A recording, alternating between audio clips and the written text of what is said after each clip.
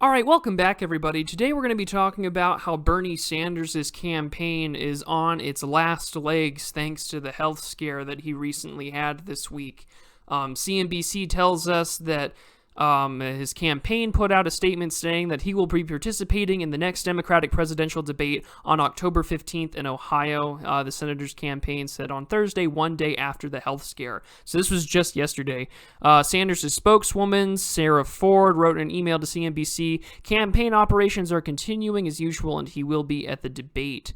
Now, he had to put his campaign on hold yesterday because he recovered from a procedure for an artery blockage. He had 2 stents inserted in his heart.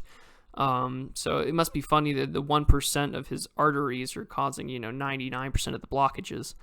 The campaign said on to NBC News that Sanders is being treated in a Las Vegas hospital as of Thursday. It did not give any timing as to when he's expected to be released, so he's still in the hospital right now. The article continues stating that he is 78 years old and he's the oldest presidential candidate seeking to challenge President Donald Trump in the 2020 election. Donald Trump is 5 years his junior at 73. Trump is the oldest person to get elected into office. He was older than Reagan when they first got elected into their first term. So it is interesting, though. Donald Trump is just, the amount of energy that the guy has is insane. It really makes you think what the White House doctor is pumping him full of just to keep him that energetic at that age. I mean, tweeting at 3 o'clock in the morning, finding these shit posting memes to post. Although it was funny because Trump got a copyright strike. The president of the United States got copyright striked by Nickelback of all people with that look at this photograph picture with all the Bidens on it. I thought that was pretty darn funny. But but the problem is that Bernie Sanders' campaign is on its last legs because of this health scare. And I wanted to bring it up because Elizabeth Warren is Bernie Sanders' biggest threat. It's not Biden. It's not any of the mid or lower tier candidates. It's Elizabeth Warren. I want to bring up this article from Boston.com. Of course, links in the description below to everything that I cite. And I'll have it up here on the video. Mike Koska, he is the communications advisor for the Sanders campaign in Washington, D.C. Apparently, he said, a big thank you to Team Warren for sending dinner out to our D.C. headquarters. The team is very grateful, in parentheses, we started with the cookies first. Elizabeth Warren has been absolutely vampirizing Bernie's campaign.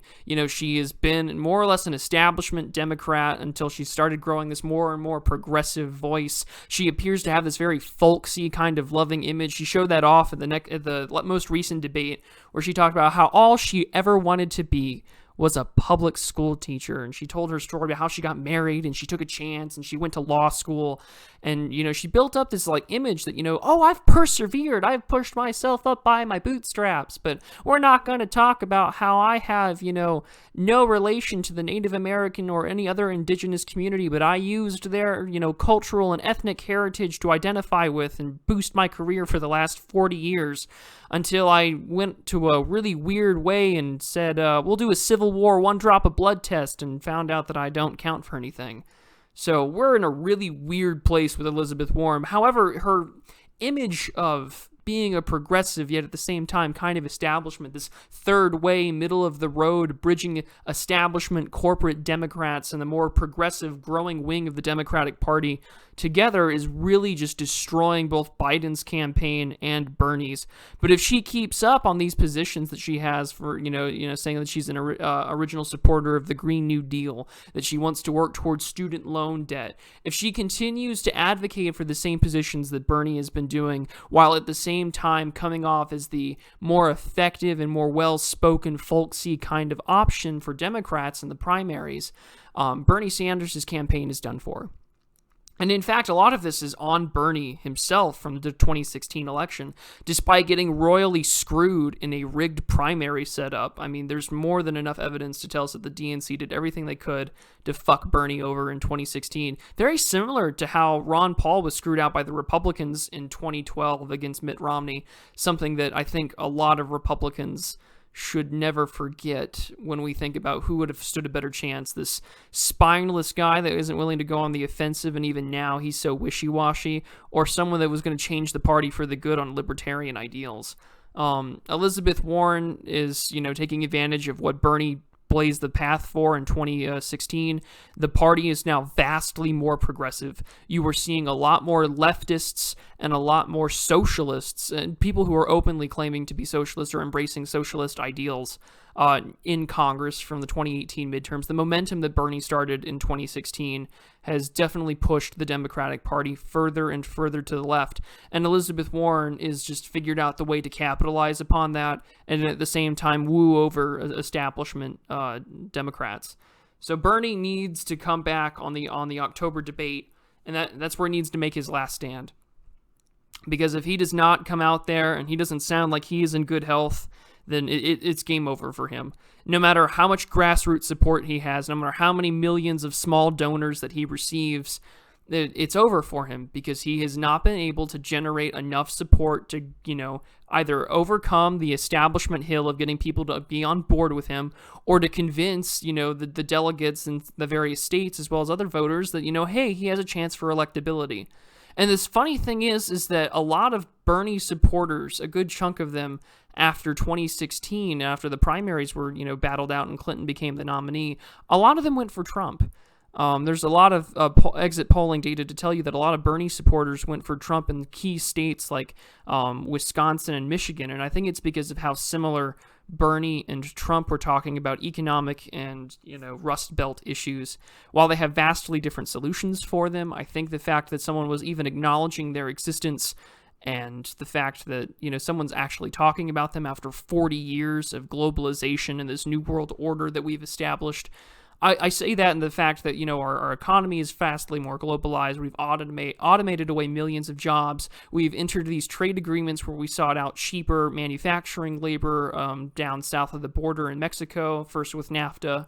Although things are being renegotiated and hopefully will be speeding away with the USCMA, the new trade agreement to replace NAFTA. So for this part, we can see that Elizabeth Warren is really beginning to take advantage of what Bernie set aside and is just vampirizing his campaign, cannibalizing its support structure and voters that would normally go for Bernie, but now have a more electable option. She's got the opportunity of being a woman. She's more well-spoken. She can stand up for herself at the debates. She sounds like she has a more positive message, whereas Bernie at the last debate sounded ill.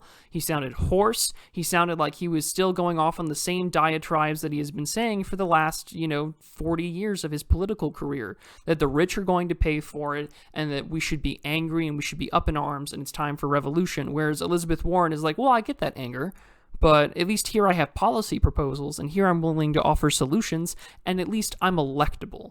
So Bernie Sanders needs to make his final stand at the next debate, because if he doesn't sound healthy, if he doesn't sound like he's got a real message, and if he doesn't start attacking Elizabeth Warren, it's all game over for him. Elizabeth Warren and Bernie Sanders have been really buddy-buddy in the last few Democratic debates. They've been defending one another. They've been going after other candidates. They've been going after Biden, especially because, of course, he's still the front runner.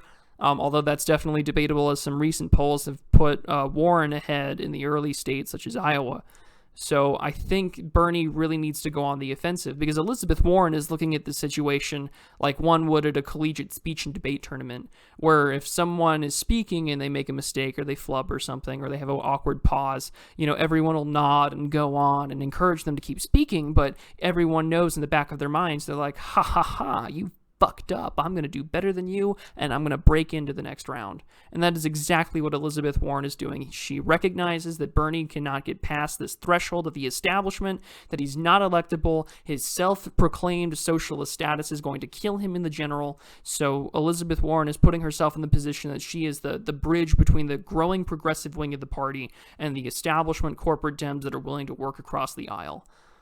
So that's about it. Unless Bernie Sanders can come out and fight back at the debate and have some sort of moment that just, makes Elizabeth Warren look bad, akin to Rick Perry in 2012, then if not, it's game over for him.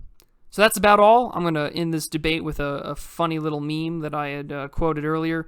I hope you guys enjoy. If you like this kind of content, be sure to like and subscribe, and of course, always share it. I'm trying to grow on this. Political conversations are always a huge hobby of mine. I love engaging in other individuals because I believe that we can still have good conversations and look at our worldviews and see where we come from.